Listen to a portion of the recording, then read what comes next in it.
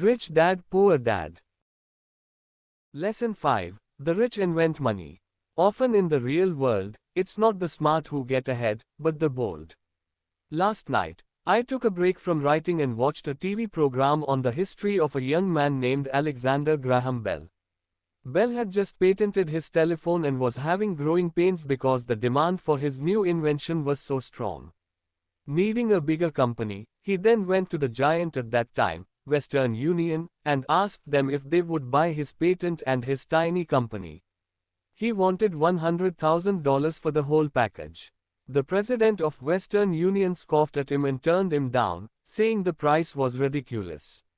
The rest is history. A multi-billion-dollar industry emerged, and AT&T was born. The evening news came on right after the story of Alexander Graham Bell. On the news was a story of another downsizing at a local company. The workers were angry and complained that the company ownership was unfair. A terminated manager of about 45 years of age had his wife and 2 babies at the plant and was begging the guards to let him talk to the owners to ask if they would reconsider his termination. He had just bought a house and was afraid of losing it. The camera focused in on his pleading for all the world to see. Needless to say, it held my attention. I have been teaching professionally since 1984. It has been a great experience and a rewarding one. It is also a disturbing profession, for I have taught thousands of individuals and I see one thing in common in all of us, myself included. We all have tremendous potential, and we all are blessed with gifts. Yet the one thing that holds all of us back is some degree of self-doubt. It is not so much the lack of technical information that holds us back, but more the lack of self-confidence. Some are more affected than others. Once we leave school, most of us know that it is not so much a matter of college degrees or good grades that count. In the real world outside of academics, something more than just grades is required. I have heard it called many things: guts, chutzpah, balls, audacity, bravado, cunning, daring, tenacity, and brilliance. This factor, whatever it is labeled, ultimately decides one's future much more than school grades do. Inside each of us is one of these brave, brilliant, and daring characters. There is also the flip side of that character, people who could get down on their knees and beg if necessary. After a year in Vietnam as a Marine Corps pilot, I got to know both of those characters inside of me intimately. One is not better than the other. Yet as a teacher, I recognized that it was excessive fear and self-doubt that were the greatest detractors of personal genius. It broke my heart to see students know the answers, yet lack the courage to act on the answer. Often in the real world, it's not the smart who get ahead, but the bold. In my personal experience, your financial genius requires both technical knowledge as well as courage. If fear is too strong, the genius is suppressed. In my classes, I strongly urge students to learn to take risks, to be bold, and to let their genius convert that fear into power and brilliance. It works for some and just terrifies others. I have come to realize that for most people, when it comes to the subject of money, they would rather play it safe. I have had to field questions such as, why take risks? Why should I bother developing my financial IQ? Why should I become financially literate? And I answer, just to have more options. There are huge changes up ahead. In the coming years, there will be more people just like the young inventor Alexander Graham Bell. There will be 100 people like Bill Gates and hugely successful companies like Microsoft created every year, all over the world. And there also will be many more bankruptcies, layoffs, and downsizings. So why bother developing your financial IQ? No one can answer that but you. Yet I can tell you why I myself do it. I do it because it is the most exciting time to be alive. I'd rather be welcoming change than dreading change. I'd rather be excited about making millions than worrying about not getting a raise. This period we are in now is a most exciting time, unprecedented in our world's history.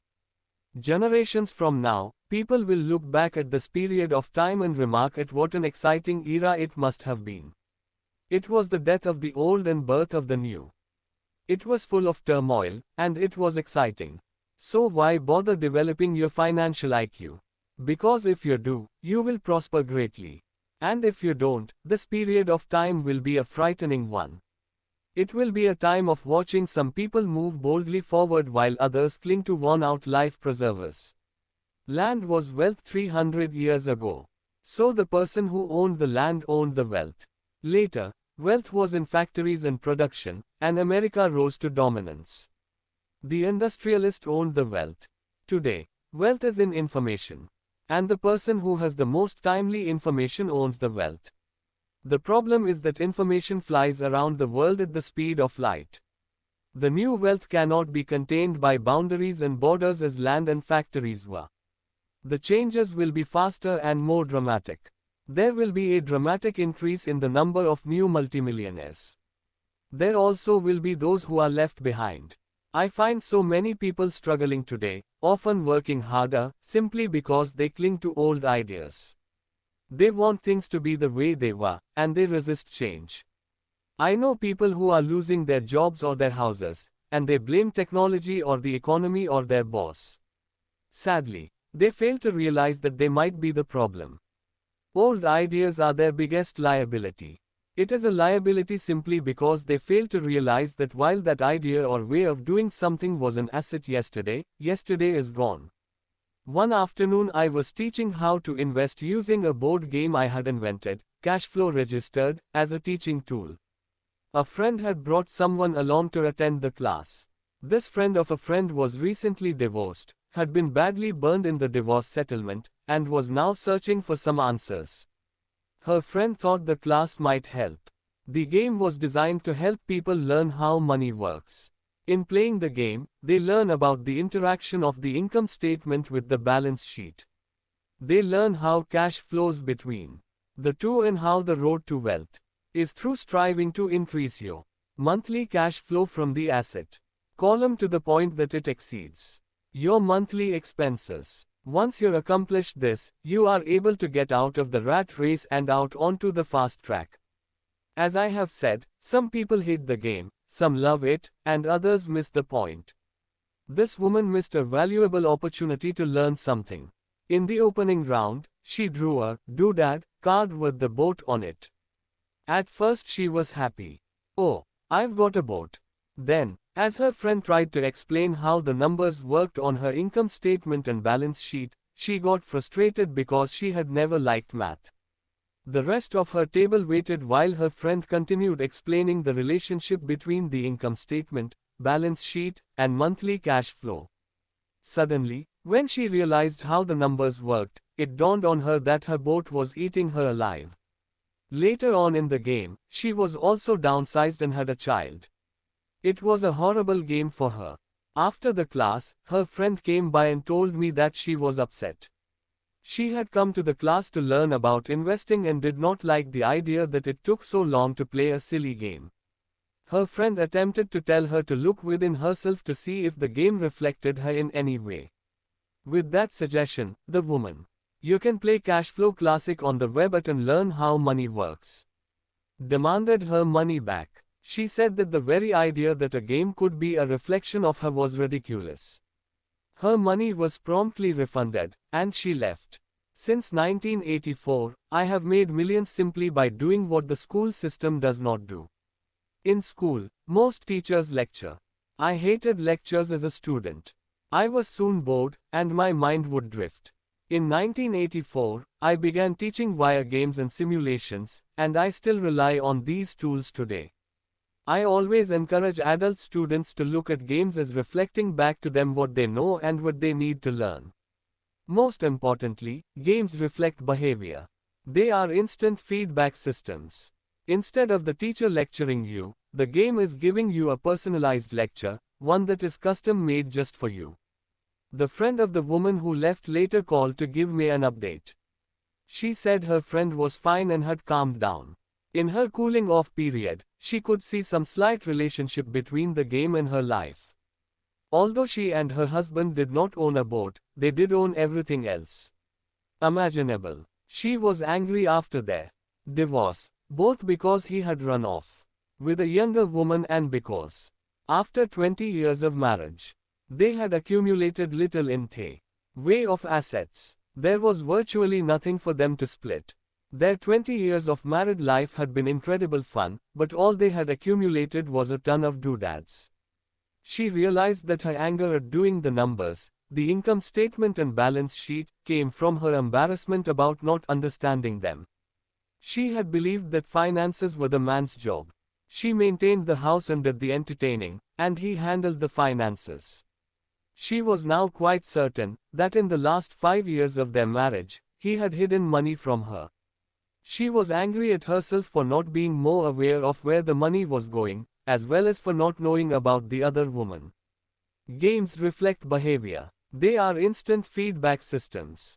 Just like a board game, the world is always providing us with instant feedback. We could learn a lot if we tuned in more. One day not long ago, I complained to my wife that the cleaners must have shrunk my pants. My wife gently smiled and poked me in the stomach to inform me that the pants had not shrunk. Something else had expanded, me. The cash flow game was designed to give every player personal feedback. Its purpose is to give you options. If you draw the boat card and it puts you into debt, the question is, now what can you do? How many different financial options can you come up with? That is the purpose of the game, to teach players to think and create new and various financial options. Thousands of people throughout the world have played this game. The players who get out of the rat race the quickest are the people who understand numbers and have creative financial minds. They recognize different financial options. Rich people are often creative and take calculated risks. People who take the longest are people who are not familiar with numbers and often do not understand the power of investing. Some people playing cash flow gain lots of money in the game, but they don't know what to do with it, even though they have money. Everyone else seems to be getting ahead of them, and that is true in real life. There are a lot of people who have a lot of money and do not get ahead financially. Limiting your options is the same as hanging on to old ideas. I have a friend from high school who now works at 3 jobs. Years ago, he was the richest of all my classmates. When the local sugar plantation closed, the company he worked for went down with the plantation. In his mind, he had but one option, and that was the old option, work hard. The problem was that he couldn't find an equivalent job that recognized his seniority from the old company. Play Cash Flow Classic on the web at What did you learn about your true behavior from playing the game? As a result, he is overqualified for the jobs he currently has, so his salary is lower. He now works 3 jobs to earn enough to survive. I have watched people playing cash flow complain that the right opportunity cards are not coming their way. So they sit there. I know people who do that in real life. They wait for the right opportunity. I have watched people get the right opportunity card and then not have enough money. Then they complain that they would have gotten out of the rat race if they had had more money. So they sit there. I know people in real life who do that also. They see all the great deals, but they have no money. And I have seen people pull a great opportunity card, read it out loud, and have no idea that it is a great opportunity. They have the money, the time is right, they have the card, but they can't see the opportunity staring them in the face. They fail to see how it fits into their financial plan for escaping the rat race. And I know more people like that than all the others combined. Most people have an opportunity of a lifetime flash right in front of them, and they fail to see it. A year later, they find out about it, after everyone else got rich. Financial intelligence is simply having more options. If the opportunities aren't coming your way, what else can you do to improve your financial position? If an opportunity lands in your lap and you have no money and the bank won't talk to you, what else can you do to get the opportunity to work in your favor? If your hunch is wrong, and what you've been counting on doesn't happen, how can you turn a lemon into millions? That is financial intelligence. It is not so much what happens, but how many different financial solutions you can think of to turn a lemon into millions.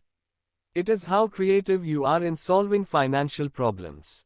Most people only know one solution: work hard, save, and borrow. So why would you want to increase your financial intelligence? Because you want to be the kind of person who creates your own luck. You take whatever happens and make it better. Few people realize that luck is created, just as money is. And if you want to be luckier and create money instead of working hard, then your financial intelligence is important. If you are the kind of person who is waiting for the right thing to happen, you might wait for a long time. It's like waiting for all the traffic lights to be green for 5 miles before you'll start your trip. As young boys, Mike and I were constantly told by my rich dad that money is not real. Rich Dad occasionally reminded us of how close we came to the secret of money on that first day we got together and began making money out of plaster of Paris.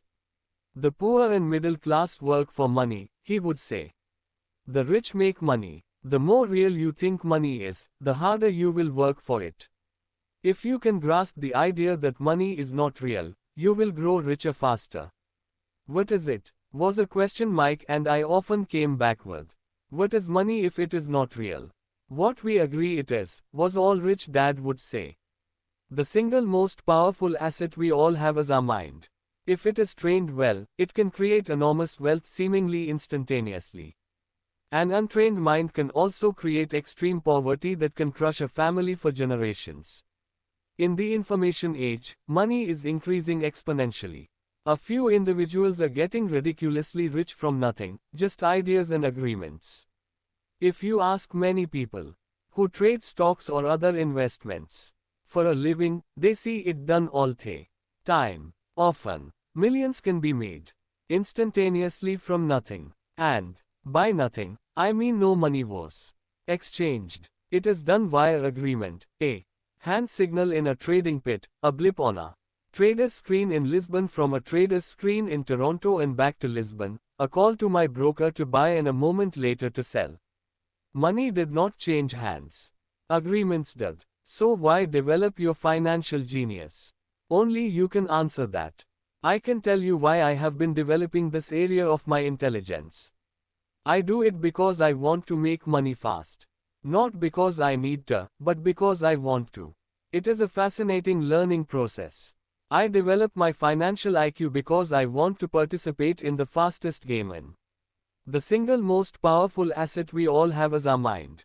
If it is trained well, it can create enormous wealth. Biggest game in the world. And in my own small way, I would like to be part of this unprecedented evolution of humanity, the era where humans work purely with their minds and not with their bodies. Besides, it is where the action is. It is what is happening. It's hip. It's scary. And it's fun. That is why I invest in my financial intelligence, developing the most powerful asset I have. I want to be with people moving boldly forward. I do not want to be with those left behind. I will give you a simple example of creating money. In the early 1990s, the economy of Phoenix, Arizona, was horrible. I was watching a TV show when a financial planner came on and began forecasting doom and gloom. His advice was to save money. Put $100 away every month, he said. In 40 years you will be a multimillionaire. Well, putting money away every month is a sound idea. It is one option, the option most people subscribe to. The problem is this, it blinds the person to what is really going on. It causes them to miss major opportunities for much more significant growth of their money. The world is passing them by. As I said, the economy was terrible at that time. For investors, this is the perfect market condition. A chunk of my money was in the stock market and in apartment houses. I was short of cash. Because people were giving properties away, I was buying. I was not saving money. I was investing. Kim and I had more than $1 million in cash working in a market that was rising fast. It was the best opportunity to invest. The economy was terrible. I just could not pass up these small deals. Houses that were once $100,000 were now $75,000. But instead of shopping with local real estate agents, I began shopping at the bankruptcy attorney's office, or the courthouse steps. In these shopping places, a $75,000 house could sometimes be bought for $20,000 or less. For $2,000, which was loaned to me from a friend for 90 days for $200, I gave an attorney a cashier's check as a down payment. While the acquisition was being processed, I ran an ad advertising a $75,000 house for only $60,000 and no money down. The phone rang hard and heavy. Prospective buyers were screened, and once the property was legally mine, all the prospective buyers were allowed to look at the house. It was a feeding frenzy. The house sold in a few minutes. I asked for a $2,500 processing fee, which they gladly handed over, and the escrow and title company took over from there. I returned the $2,000 to my friend with an additional $200. He was happy, the home buyer was happy, the attorney was happy, and I was happy. I had sold a house for $60,000 that cost me $20,000. The $40,000 was created from money in my asset column in the form of a promissory note from the buyer. Total working time, 5 hours. So now that you are on your way to becoming more financially literate and skilled at reading numbers, I will show you why this is an example of money being invented. $40,000 is created in the asset column. Money is invented without being taxed. At 10% interest, $4,000. A year in cash flow is added to income. Assets, balance sheet, liabilities, income, expenses, taxes, mortgage payment $40,000 note, $20,000 mortgage, income statement. During this depressed market, Kim and I were able to do 6 of these simple transactions in our spare time. While the bulk of our money was in larger properties in the stock market, we were able to create more than $190,000 in assets, notes at 10% interest, in those 6 buy, create, and sell transactions. That comes to approximately $19,000 a year income, much of it sheltered through our private corporation. Much of that $19,000 a year goes to pay for our company cars, gas, trips, insurance, dinners with clients, and other things. By the time the government gets a chance to tax that income, it's been spent on legally allowed pre-tax expenses. Balance sheet, income statement, job, assets, income, expenses, liabilities, salary, taxes, savings. How much income would you have to earn if the government takes 50%?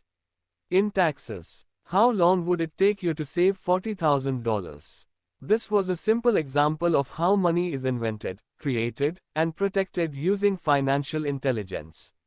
Ask yourself, how long would it take to save $190,000? Would the bank pay you 10% interest on your money? And the promissory note is good for 30 years. I hope they never pay me the $190,000. I have to pay a tax if they pay me the principal, and besides, $19,000 paid over 30 years is a little over $500,000 in income. I have people ask what happens if the person doesn't pay. That does happen, and it's good news. That $60,000 home could be taken back and resold for $70,000, and another $2,500 collected as a loan processing fee.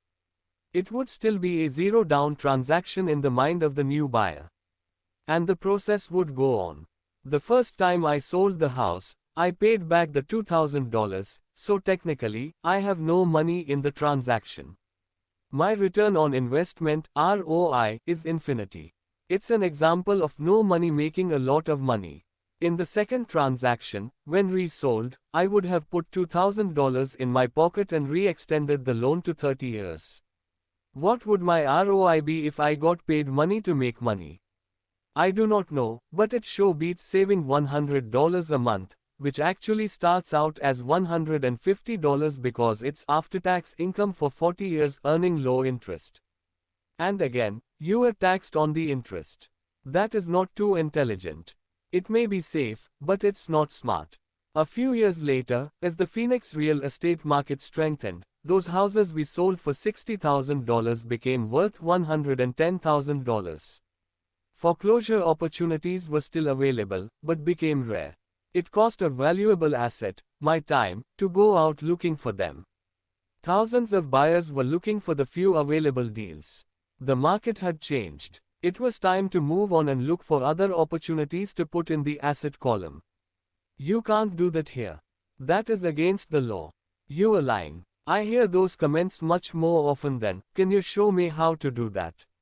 The math is simple. You do not need algebra or calculus. And the escrow company handles the legal transaction and the servicing of the payments. I have no roofs to fix or toilets to unplug because the owners do that.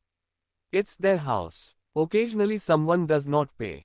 And that is wonderful because there are late fees, or they move out and the property is sold again. The court system handles that. And it may not work in your area. The market conditions may be different. But the example illustrates how a simple financial process can create hundreds of thousands of dollars, with little money and low risk. It is an example of money being only an agreement. Anyone with a high school education can do it. Yet most people won't. Most people listen to the standard advice of, work hard and save money. For about 30 hours of work, approximately $190,000 was created in the asset column, and no taxes were paid. Which one sounds harder to you? 1. Work hard. Pay 50% in taxes. Save what is left. Your savings then earn 5%, which is also taxed. Or 2. Take the time to develop your financial intelligence, harness the power of your brain and the asset column. If you use option number 1, be sure to factor in how much time it takes you to save $190,000. Time is one of your greatest assets. Now you may understand why I silently shake my head when I hear parents say, my child is doing well in school and receiving a good education. It may be good, but is it adequate? I know the above investment strategy is a small one. It is used to illustrate how small can grow into big. Again, my success reflects the importance of a strong financial foundation, which starts with a strong financial education. I have said it before, but it's worth repeating. Financial intelligence is made up of these 4 main technical skills. 1. Accounting. Accounting is financial literacy, or the ability to read numbers. This is a vital skill if you want to build businesses or investments. 2. Investing. Investing is the science of money making money. 3. Understanding markets. Understanding markets is the science of supply and demand. Alexander Graham Bell gave the market what it wanted. So did Bill Gates. A $75,000 house offered for $60,000 that cost $20,000 was also the result of seizing an opportunity created by the market. Somebody was buying, and someone was selling. 4. The law. The law is the awareness of accounting corporate, state and federal regulations. I recommend playing by the rules. It is this basic foundation, or the combination of these skills, that is needed to be successful in the pursuit of wealth, whether it be through the buying of small homes, apartment buildings, companies, stocks, bonds, precious metals, baseball cards, or the like. A few years later, the real estate market rebounded and everyone else was getting in. The stock market was booming, and everyone was getting in. The US economy was getting back on its feet. I began selling and was now traveling to Peru, Norway, Malaysia, and the Philippines. The investment landscape had changed. We were no longer buying real estate. Now I just watch the values climb inside the asset column and will probably begin selling. I suspect that some of those 6 little house deals will sell and the $40,000 note will be converted to cash. I need to call my accountant to be prepared for cash and seek ways to shelter it. The point I would like to make is that investments come and go. The market goes up and comes down. Economies improve and crash. The world is always handing you opportunities of a lifetime, every day of your life, but all too often we fail to see them. But they are there. And the more the world changes and the more technology changes, the more opportunities there will be to allow you and your family to be financially secure for generations to come. So why bother developing your financial intelligence? Again, only you can answer that. I know why I continue to learn and develop. I do it because I know there are changes coming. I'd rather welcome change than cling to the past. I know there will be market booms and market crashes. I want to continually develop my financial intelligence because, At each market change, some people will be on their knees begging for their jobs. Others, meanwhile, will take the lemons that life hands them, and we are all handed lemons occasionally, and turn them into millions. That's financial intelligence. I am often asked about the lemons I have turned into millions. I hesitate using many more examples of personal investments because I am afraid it comes across as bragging or tooting my own horn. That is not my intention. I use the examples only as numerical and chronological illustrations of actual and simple cases. I use the examples because I want you to know that it is easy. And the more familiar you become with the 4 pillars of financial intelligence, the easier it becomes. Personally, I use 2 main vehicles to achieve financial growth: real estate and small cap stocks. I use real estate as my foundation. Day in and day out, my properties provide cash flow and occasional spurts of growth in value. The small cap stocks are used for fast growth. I do not recommend anything that I do. The examples are just that, examples. If the opportunity is too complex and I do not understand the investment, I don't do it. Simple math and common sense are all you need to do well financially. There are 5 reasons for using examples. 1. To inspire people to learn more. 2. To let people know it is easy if the foundation is strong. 3. To show that anyone can achieve great wealth. 4. To show that there are millions of ways to achieve your goals. 5. To show that it's not rocket science. In 1989, I used to jog through a lovely neighborhood in Portland, Oregon. It was a suburb that had little gingerbread houses. They were small and cute. I almost expected to see Little Red Riding Hood skipping down the sidewalk on her way to Granny's. There were, for sale, signs everywhere. The timber market was terrible, the stock market had just crashed, and the economy was depressed. On one street, I noticed a for sale sign that was up longer than most. It looked old. Jogging past it one day, I ran into the owner, who looked troubled. "What are you asking for your house?" I asked. The owner turned and smiled weakly. "Make me an offer," he said. "It's been for sale for over a year. Nobody even comes by anymore to look at it." "I'll look," I said, and I bought the house a half hour later for $20,000 less than his asking price. It was a cute little 2-bedroom home, with gingerbread trim on all the windows. It was light blue with gray accents and had been built in 1930.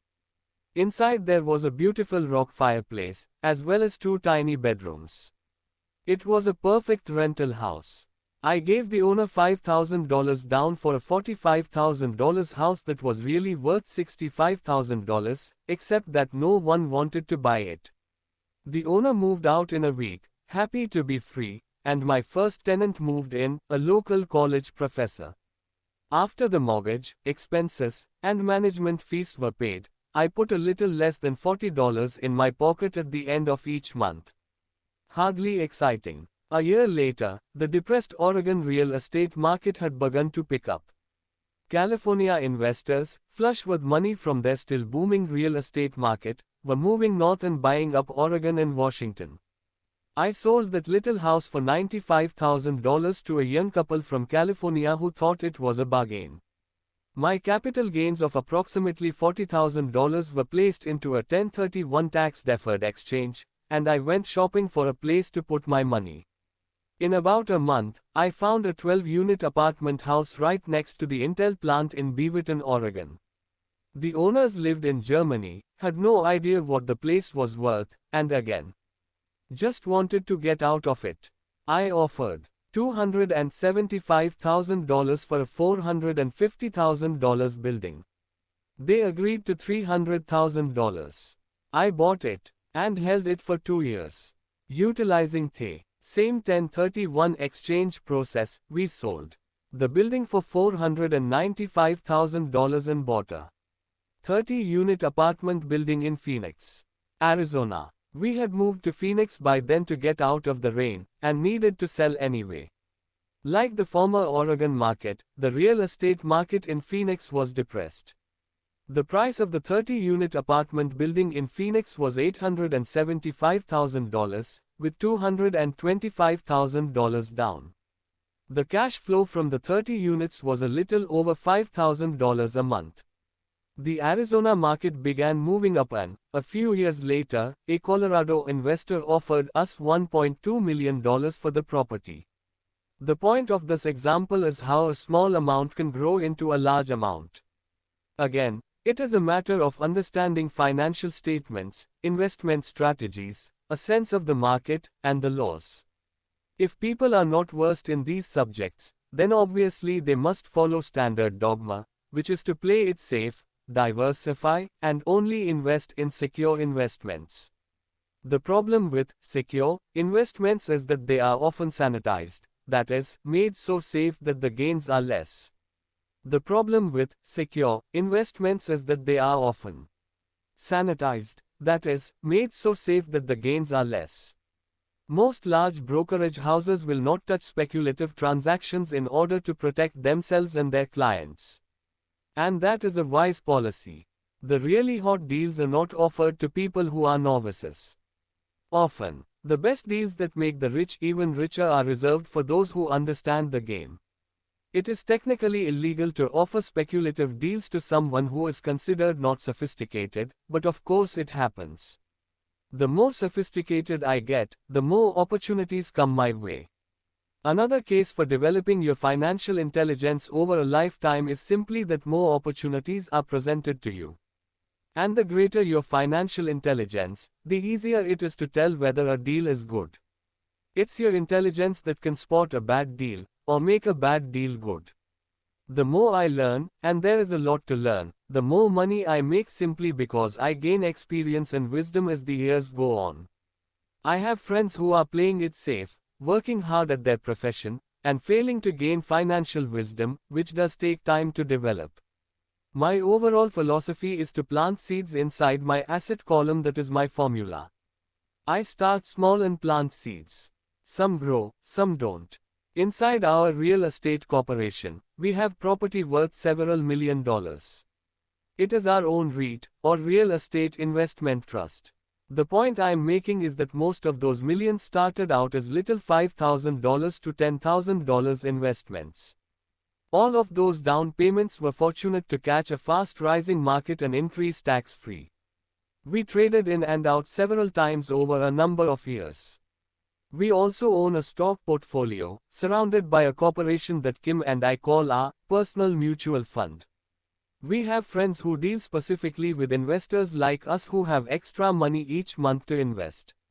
We buy high-risk, speculative private companies that are just about to go public on a stock exchange in the United States or Canada. An example of how fast gains can be made are 100,000 shares purchased for 25 cents each before the company goes public.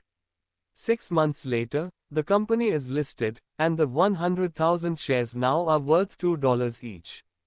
If the company is well managed, the price keeps going up, and the stock may go to $20 or more per share. There are years when our $25,000 has gone to $1 million in less than a year. It is not gambling if you know what you are doing. It is gambling if you're just throwing money into a deal and praying. The idea in anything is to use your technical knowledge, wisdom, and love of the game to cut the odds down, to lower the risk. Of course, there is always risk. It is financial intelligence that improves the odds. Thus, what is risky for one person is less risky to someone else. That is the primary reason I constantly encourage people to invest more in their financial education than in stocks, real estate, or other markets. The smarter you are, the better chance you have of beating the odds. The stock plays I personally invested in were extremely high risk for most people and absolutely not recommended. I have been playing that game since 1979 and have paid more than my share in dues. But if you will reread why investments such as these are high risk for most people, you may be able to set your life up differently, so that the ability to take $25,000 and turn it into $1 million in a year is low risk for you.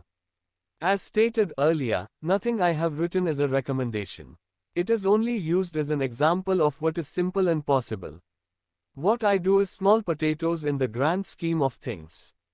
Yet for the average individual, a passive income of more than $100,000 a year is nice and not hard to achieve. Depending on the market and how smart you are, it could be done in 5 to 10 years. If you keep your living expenses modest, $100,000 coming in as additional income is pleasant, regardless of whether you work. You can work if you like or take time off if you choose and use the government tax system in your favor, rather than against you. My personal basis is real estate. I love real estate because it's stable and slow moving. I keep the base solid. The cash flow is fairly steady and, if properly managed, has a good chance of increasing in value. The beauty of a solid base of real estate is that it allows me to take greater risks, as I do with speculative stocks. It is not gambling if you know what you are doing. It is gambling if you're just throwing money into a deal and praying. If I make great profits in the stock market, I pay my capital gains tax on the gain and then reinvest what's left in real estate, again further securing my asset foundation. A last word on real estate. I have traveled all over the world and taught investing. In every city, I hear people say you cannot buy real estate cheap. That is not my experience. Even in New York or Tokyo, or just on the outskirts of the city, prime bargains are overlooked by most people.